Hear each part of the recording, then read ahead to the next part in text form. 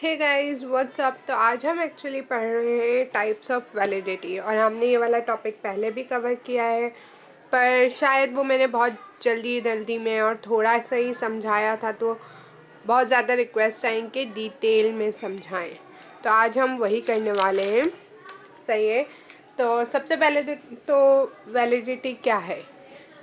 The degree to which a test or tool or research is measuring what it is supposed to measure। मतलब जो extent है ना, किस हद तक एक चीज़ वो मेजर कर रही है जो उसको मेजर करना है। बीपी अपैरेटस किस हद तक बीपी मेजर कर रहा है, कुछ और तो नहीं मेजर कर रहा। तो वो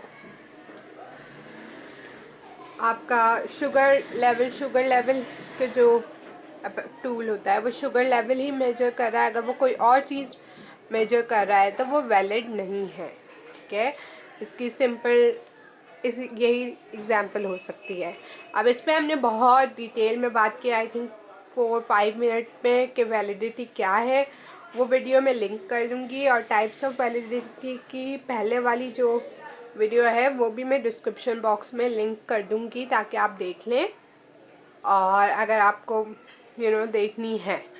और इसके अलावा मैं जो जो बता रही हूँ मोस्ट प्रोबेबली आई ट्राई कि ये सब मैं लिख दूँ डिस्क्रिप्शन बॉक्स में, ताकि आपको एक जगह कॉपी पेस्ट कर सकते हो, पढ़ सकते हो, या जो भी काम आपको करना है।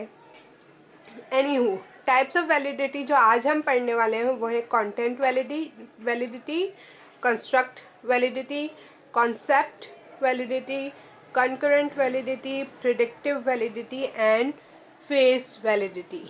ठीक है, तो ये हमारी हो गई 5 टाइप्स जो आज हम पढ़ने वाले हैं। और कंस्ट्रक्ट और कॉन्सेप्ट दोनों ऑलमोस्ट सिमिलर हैं, तो वो साथ ही हैं। ठीक है, अब कंटेंट वैलिडिटी।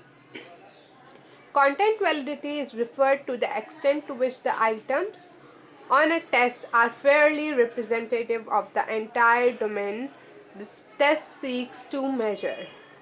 ठीक है, ये इस चीज़ को वो करता है कि आपके जो जितने भी आइटम्स हैं टेस्ट में, किसी पेपर में, आपने वो आप जो डोमेन जिस जगह को टेस्ट करना चाह रहे हो वो सारे उसी को रिप्रेजेंट कर रहे हैं या किसी और चीज़ को रिप्रेजेंट कर रहे हैं।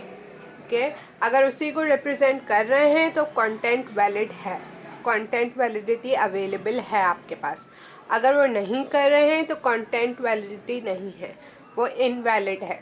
ठीक है, an exam or test with a strong content validity will represent the subjects actually taught to students rather than asking unrelated questions. It is usually statistically measured।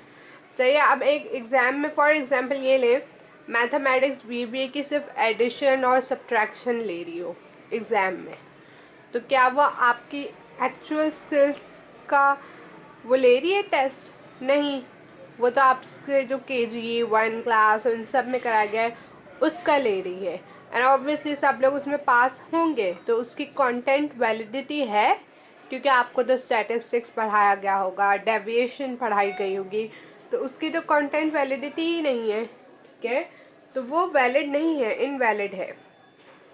इसी तरह अगर डिप्रेशन का कोई क्विज है, किसी के लिए एक क्वेश्चनर है कि आप डिप्रेशन में हैं कि नहीं, अगर उसमें सिर्फ मैथ्स के क्वेश्चंस दे दिए जाएं तो वैलिडिटी नहीं है, वो डिप्रेशन को नहीं मेजर कर रहा, वो तो समझ लें आपकी जो है इंटेलिजेंस को मेजर कर रहा है, आपकी मैथमेटिक्स स्किल्स मेजर कर रहा है। हो सकता है उसका लिंक हो, लेकिन हर बंदा मैथ्स में तो अच्छा नहीं है, तो आप हर बंदे के लिए वो फेयर नहीं है। ठीक है, वो अनफेयर रिप्रेजेंटेशन है। तो आपको इस चीज़ में देखना होता है कि आपका जो कंटेंट है, आपका पेपर है, आपका टेस्ट है, वो कंटेंट वैलिड हो, यानी जितना भी कंटेंट आप उसमें डाल रहे हैं वो आपका जो डोमेन है, आप जिस चीज़ को चाह रहे हो टेस्ट करना, उसी को रिप्रेजेंट कर रही है कि नहीं। अगर नहीं कर रही तो इनवैलिड है, अगर कर रही है तो आपका जो वो टेस्ट है वो कंटेंट वैलिडिटी रखता है। ठीक है, अब construct validity. It is used for determining how well a test is measuring what it is supposed to measure. Concept validity is also concerned with the same thing. It can be explained as how well the hypothesis is relating to a supposed theory. It is usually used in research. ठीक है, अब construct validity और concept validity मैंने आपको क्या कहा कि similar चीज़ों को देखता है। ये किस चीज़ को देखता है कि किस हद तक एक टेस्ट मेजर कर रहा है जो इसको मेजर करना चाहिए। सही है, इसमें क्या था कि आपके जो टेस्ट का कंटेंट है वो क्या डोमेन के हिसाब से है या नहीं, इसको इस तरह से लें। ठीक है, और इसमें आप कह रहे हैं कि अगर वो डोमेन के हिसाब से भी है, क्या वो चीज़ मेजर कर रहा है जो आप करना चाहते हैं या ये कुछ और मेजर कर रहा है। सही है, जैसे कि मैंने कहा अगर मैथमेटिक्स टेस्ट या चले जो आपका क्वेश्चनर है वो डायरेक्टली डिप्रेशन नहीं मेजर कर रहा, पर वो कर सकता है उसके थ्रू आप, लेकिन वो अनफेयर हो सकता है और वो बिल्कुल एक्यूरेटली जो उसकी एक्सटेंट है वो नहीं मेजर कर सकती, वो सही मेजर नहीं कर सकता, तो वो कॉन्स्ट्रक्ट वैलिडिटी नहीं रखता है। ठीक है, और कॉन्सेप्ट वैलिडिटी क्या होता है कि ये रिसर्च में होती है। कॉन्सेप्ट वैलिडिटी में सेम चीज़ होती है, इसको इस तरह से कहा जाता है कि how well the hypothesis is relating to a suppose theory. अगर आपने रिसर्च की है तो रिसर्च में क्या होता है, आप हाइपोथेसिस देते हैं, अजम्पशन देते हैं कि मेरे ख्याल से ये चीज़ इस तरह से है। अब वो आप अजम्पशन दे के उस हिसाब से आप रिसर्च करते हैं कि क्या मेरी अजम्पशन सही है या गलत है। ठीक है, तो वो आप क्या करते हैं, वो आपका हाइपोथेसिस जो है अगर आपकी पुरानी थ्योरीज के हिसाब से है तो वो सही है, वो कॉन्सेप्ट वैलिडिटी रखता है। पर अगर वो पुरानी थ्योरीज के हिसाब से नहीं है तो वो कॉन्सेप्ट वैलिडिटी नहीं रखता। ठीक है, मतलब कि आप जो चीज़ डिटरमाइन कर रहे हो, जो आप चीज़ सही कर रहे हो, आपको लग रहा है ये हो रहा है, ये क्या ये सपोज थ्योरी फॉर एग्जांपल ले लें, ट्रेनिंग और डेवलपमेंट सब कहते हैं कि ये एम्प्लॉयज़ की परफॉर्मेंस बढ़ाता है। अचानक से अगर मैं एक रिसर्च अप करूं कि ट्रेनिंग तो बहुत बुरी है और मेरा हाइपोथेसिस ये हो, तो आपको लगेगा कि मेरी कॉन्सेप्ट वैलिडिटी नहीं है, क्योंकि जब मैंने पुरानी रिसर्चेस जितनी भी देखी हैं उसमें वो कह रहा है तो मेरा हाइपोथेसिस होना चाहिए है। फिर चलो अगर मैं रिसर्च कर रही हूँ, मैं रिसर्च एंगल नया ले रही हूँ और मैं चाह रही हूँ कि ये हाइपोथेसिस गलत साबित हो, तो वो अब बात की बात है। लेकिन अगर आपने मेरा पेपर देखा और मैंने उसमें पहले ही लिखा हुआ है कि employ training and development does not affect the performance of employ, आप कहेंगे कि ये रिसर्च पेपर सही नहीं है। इतना तो आपको भी पता होगा, तो वो कॉन्सेप्ट वैलिडिटी आप कहेंगे ये वैलिड नहीं है। तो ठीक है, ये दोनों चीज़ें, इसमें ये कह रहा है कि how well a test is measuring what it is suppose to measure, किस तरह से किस हद तक एक टेस्ट मेजर कर रहा है जो उसको मेजर करना चाहिए। अब for example a math test use for measuring depression would be lower in construct validity than a questionnaire on feeling of person. ये वही मैथ टेस्ट डिप्रेशन की बात आ गई कि अगर हम या अगर मैंने आपको जो पहले वाली वो एग्जांपल दी उसमें वो भी हो सकती है कि अगर एक मैथ टेस्ट में एक केजी के बच्चे से फॉर एग्जांपल जिसको टेबल पढ़ाए गए हैं लेकिन सिर्फ 1 2 आ जाए, तो क्या उसकी कंस्ट्रक्ट वैलिडिटी है, क्या वो उसकी करंट नॉलेज को मेजर कर रहा है? No, but it is measuring उसकी जो मैथमेटिक्स स्किल्स है। लेकिन जो करंट जो उसका डोमेन है, करंट जो है वो सही मेजर नहीं कर रहा। तो कंटेंट वैलिडिटी तो है, वो मैथ्स को तो मेजर कर रहा है, वो मैथ्स के कॉन्सेप्ट को भी ला रहा है, तो वो उसी डोमेन को फेयरली रिप्रेजेंट कर रहा है। लेकिन कंस्ट्रक्ट वैलिडिटी नहीं है, क्योंकि वो अच्छे तरीके से हाउ वेल, वो अच्छे तरीके से करंट चीज़ जो मेजर करनी है हमें, यानी कि बच्चे की एक टैलेंट, करंट उसकी मैथमेटिक्स स्किल्स को नहीं मेजर कर रहा है। इसी तरह मैथ टेस्ट अगर डिप्रेशन के लिए बहुत लोअर होगा कंस्ट्रक्ट वैलिडिटी में, क्योंकि वो उतने अच्छे तरीके से मेजर नहीं कर सकता किसी की डिप्रेशन जितना एक क्वेश्चनर कर सकता है उसकी फीलिंग्स पे, कि आप अकेले होते हैं तो आप कैसा फील करते हैं, और आप कितना अपसेट रहते हैं, do you get lost and etcetera इन सब चीज़ों को वो चीज़ें बहुत बेटर होंगी, उनमें कंस्ट्रक्ट वैलिडिटी ज़्यादा होगी, वो ज़्यादा अच्छे से मेजर कर सकता है if a person is having depression और नॉट। अगर math test question related to depression है तो उनमें कंटेंट वैलिडिटी होगी, पर वो अच्छे से नहीं कर रहा है, how well a test is measuring, तो उसमें कंस्ट्रक्ट वैलिडिटी नहीं होगी। ठीक है, आई होप ये दोनों चीज़ें समझ आ गई हों। अब आगे चलते हैं।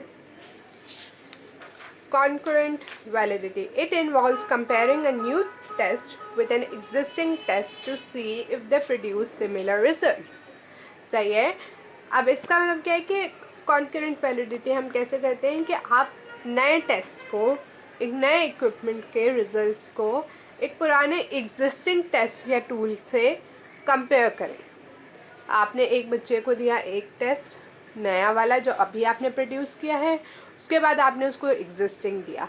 अगर एग्जिस्टिंग में उसके ज़्यादा मार्क्स हैं और नए टेस्ट में बहुत ही कम हैं या वो सही रिजल्ट्स नहीं आ रहे, दोनों एक दूसरे के रिजल्ट को कॉन्ट्राडिक्ट कर रहे हैं, तो दोनों में से एक टेस्ट आपका गलत था ऑब्वियसली.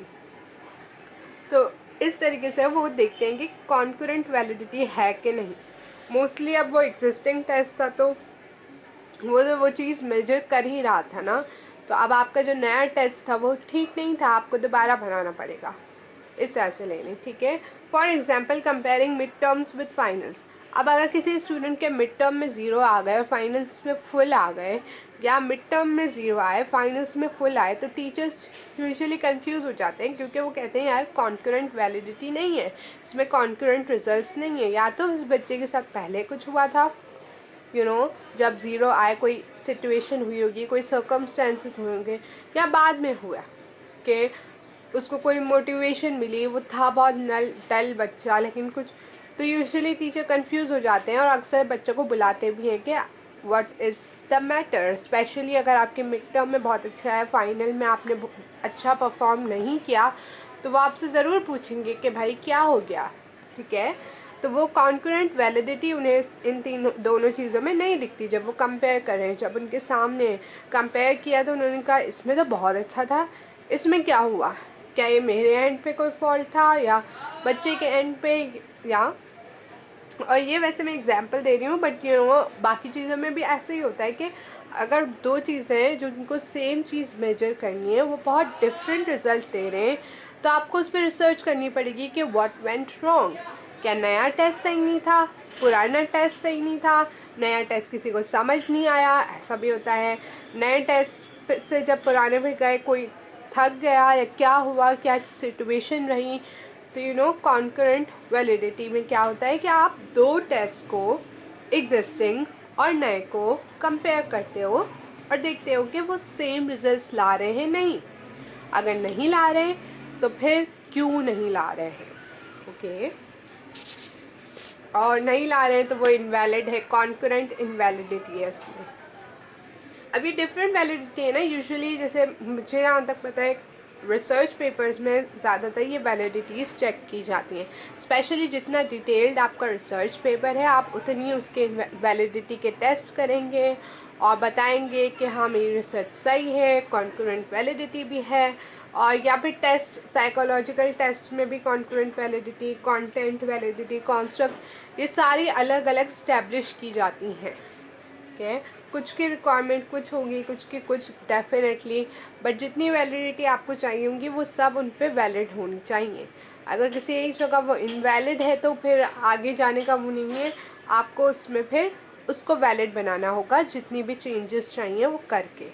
तो इस तरह से वर्क किया जाता है. उसके अलावा आई डोंट नो आप लोग ये कौन से सब्जेक्ट में पढ़ते हैं, बिकॉज एज अ सब्जेक्ट मैंने अभी तक किसी भी जगह पे ये नहीं पढ़ा है. ये मैं अपनी रिसर्च से कर रही हूँ, तो आई नो बहुत लोगों को ये चीज़ बहुत बुरी लगती है. आई एम सॉरी अगर मैं कहीं अप एंड डाउन हो जाऊँ, लेकिन मैंने अच्छी खासी रिसर्च की है and I can tell you exactly क्या और क्या नहीं. ठीक है. प्रिडिक्टिव वैलिडिटी, इसमें क्या है कि क्या आप प्रेजेंट किसी टेस्ट से, करंट सिचुएशन से फ्यूचर बता सकते हैं. It is predicting the behaviour of the individual on the basis of his और हर करंट कॉग्निटिव स्किल्स.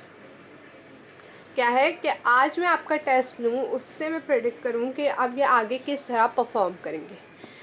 जैसे कहा जाता है कुछ स्टूडेंट्स को मे भी कहा जाता होगा कि आपका फ्यूचर बहुत ब्राइट है, आई थिंक आप कुछ कर जाओगे. तो क्या है, वो आपकी करंट स्किल्स पे वो प्रिडिक्टिव वैलिडिटी देख रहे हैं कि प्रिडिक्शन कर रहे हैं कि आपकी जो है फ्यूचर बहुत अच्छा होगा, आप बहुत अच्छा परफॉर्म करने वाले हो.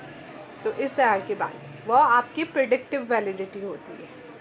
अब प्रिडिक्टिव वैलिडिटी का क्या है कि आप जो भी, for example pre employment test, अब इसमें प्रिडिक्टिव वैलिडिटी होना बहुत ज़रूरी है। फॉर एग्जांपल, अगर जिसमें क्वेश्चंस थे, जो भी चीज़ें थी, वो जॉब के हिसाब से नहीं थी, बिहेवियर पे नहीं थी, उन्होंने गलत लोगों को हायर कर लिया, तो इसमें मतलब क्या है, उसमें प्रिडिक्टिव वैलिडिटी नहीं है, वो इनवैलिड है। अब ये सारा की वैलिडिटी है, I don't think as such इसको ना एक्सपेरिमेंट किए बिना आप इसको वो कर सकते हो। जैसे कंटेंट वैलिडिटी तो आपको फील हो जाएगा कि हाँ ये हो जाएगी, सही है कि कंटेंट रिलेटेड है कि नहीं। कंस्ट्रक्ट वैलिडिटी हमने पढ़ा था कि वो भी एक हद तक हम स्टैटिस्टिकल टेस्ट करके कर सकते हैं। कॉन्करेंट वैलिडिटी में क्या था कि आप 2 टेस्ट यानी आप एक बंदे का लो, दैट्स इट। यही प्रिडिक्टिव वैलिडिटी क्या है, इट टेक्स टाइम। जैसे आज मैंने अगर एक टेस्ट दिया है और कोई देख रहा है कि मेरा फ्यूचर बिहेवियर कैसा होगा, तो वो प्रिडिक्टिंग करके अगर आपको देखना है कि आपके टेस्ट में प्रिडिक्टिव वैलिडिटी है कि नहीं, तो आपको वो कुछ लोगों पे टेस्ट करना पड़ेगा, ठीक है। प्री एम्प्लॉयमेंट टेस्ट एग्जाम्पल है जिनमें प्रिडिक्टिव वैलिडिटी देखी जाती है, और ये हर चीज़ में मतलब नहीं देखी जाती है ऑब्वियसली। साइकोलॉजिकल टेस्ट में प्रिडिक्टिव वैलिडिटी होना बहुत ज़रूरी है। SAT टेस्ट यानी उस टेस्ट से पता चलता है कि आपकी करंट स्किल्स के थ्रू वो पता करते हैं कि आप फ्यूचर में बहुत अच्छा पढ़ोगे या नहीं पढ़ोगे, आपको कहीं एडमिशन नहीं मिलेगा या मिलेगा। उसमें लेवल्स होते हैं ना, 1400, 1800 एंड सो ऑन, और उस हिसाब से यूनिवर्सिटीज़ आपको पिक करती हैं, और उस हिसाब से यूनिवर्सिटीज़ के भी लेवल होते हैं कि हम इस स्कोर के बच्चा लेंगे, हम इस स्कोर के बच्चे लेंगे, हम इस स्कोर के, तो वो क्या है, वो देख रहे हैं कि हमारी यूनिवर्सिटी के हिसाब से इस स्कोर तक के बच्चे सेटल हो सकते हैं, हम उनका बिहेवियर चेंज कर सकते हैं, दैट्स ओके, हम इनको ले लेंगे। जैसे हार्वर्ड बिल्कुल बेस्ट SATs वालों को ही लेता है, तो वो क्या कर रहा है, वो प्रेडिक्ट कर रहा है कि बहुत अच्छे बच्चे हैं और इनको मैं लूँगा तो मेरा और नाम, जो मेरी एक स्टैंडिंग है, एक सस्टेनेंस है, वो रहेगी। सही है, होपफुली क्लियर हो गया होगा। एंड आई थिंक ये लास्ट है, फेस वैलिडिटी। सही है, it is defined as a degree to which a test seems to measure what it is supposed to measure. It is subjective and is a weaker form of validity. However, an expert can use it for judging things instantly, but for a common man, it's a weaker validity. It is also known as surface validity. अब जैसे content validity में आपको थोड़ा detail में जाना पड़ेगा। Face validity क्या है, आपने एक मैथ का टेस्ट देखा, उसमें नंबर थे, आपने कहा ये फेस वैलिडिटी रखती है, लेकिन आपने ये देखा ही नहीं कि कौन से ग्रेड के लिए है, क्या उसमें कंटेंट क्या है, क्या इसकी कंस्ट्रक्ट वैलिडिटी है एंड सो ऑन। तो मतलब आप बस देख के ही जज कर लो क्या ये चीज़ वो चीज़ कर रही है जो इसको करना चाहिए, हाँ ठीक है, इस तरह। अब जो बहुत एक्सपर्ट लोग होते हैं वो ये चीज़ यूज़ कर सकते हैं, फेस वैलिडिटी यूज़ कर सकते हैं जज करने के लिए चीज़ों को बहुत इजीली, क्योंकि वो एक्सपर्ट हो चुके होते हैं अपनी फील्ड में। जब वो एक चीज़ देखते हैं उन्हें पता चल जाता है कि नहीं यार ये तो दिस इज़ नॉट करेक्ट, ठीक है। लेकिन एक नॉर्मल बंदा, उसके उस एंड से ये वीकर वैलिडिटी है, वो नहीं बता सकता, लेकिन वो फिर भी हम अपना ओपिनियन तो देते हैं ना, तो वो कहेगा कि ये वैलिड है कि नहीं, लेकिन वो एक्यूरेटली नहीं बता सकता। हाँ, एक्सपर्ट की ज़्यादा प्रोबेबिलिटी है कि वो एक्यूरेटली बता सकता है, ठीक है। इसको सरफेस वैलिडिटी भी कहा जाता है, और इसकी एज सच इम्पॉर्टेंस किसी उसमें नहीं होती, क्योंकि ये बहुत ही वीक वैलिडिटी है। इसके बेसिस पे आप अपने पेपर्स और टेस्ट एंड एक्सेट्रा नहीं आगे करवा सकते, ठीक है। इसके एग्जाम्पल ले लें कि कभी कभी टीचर क्या करता है कि आपके टॉपिक और हाइपोथेसिस को एक्सेप्ट नहीं करता, वो कहते हैं ये वैलिड नहीं है, क्यों, फेस वैलिडिटी। और टीचर आपका झूठ पकड़ लेता है पर दोस्त नहीं पकड़ता, क्योंकि वो एक एक्सपर्ट है, दोस्त नहीं है, तो दोस्त समझ नहीं पाता। तो दैट्स योर फेस वैलिडिटी, ठीक है। That's it for this video, I hope it was good enough, and if you like it, like, comment, share and subscribe. Thank you so much for watching. I will see you guys in my next video. Bye guys.